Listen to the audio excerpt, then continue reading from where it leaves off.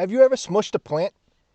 If you work around the exterior of your home fairly regularly, your chances of unintentionally causing some type of collateral damage are probably pretty decent. As a company that typically works on a good number of homes on a weekly basis in the good weather months of the year, we are no exception to this. As careful as we aim to be and coach our people in the field to be, the obvious risk of inadvertently smushing a plant, damaging a bush, or clipping a tree is constantly there. Once in a while, this type of situation occurs. Admittedly, I have most likely the least green thumb on the planet. On occasion, when one of our staff does damage some type of vegetation at a client's, we have an action plan in place of what to do. The first thing we do is sincerely apologize to the client, as we truly do not mean to ever harm anything in their yard and feel extraordinarily awful every time it happens.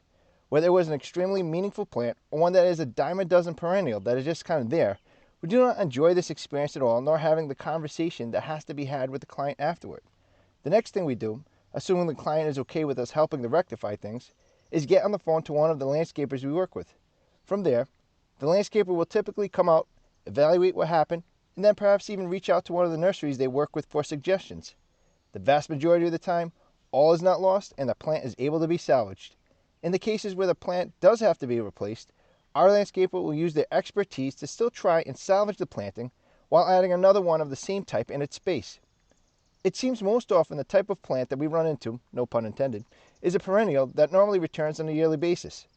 If this is the type of plant that sustains the damage, our landscaper will either stabilize it as best they can for the rest of the growing season, or cut it back as one would usually prune it at the end of the fall or beginning of the spring. Whether you or a professional working around your home happens to accidentally damage any plant life that is growing around it, as frustrating and deflating as the incident can be, more often than not there is something that can be done to treat the plant and make sure that it will be able to mend itself back to what it had been at some point in the time to come.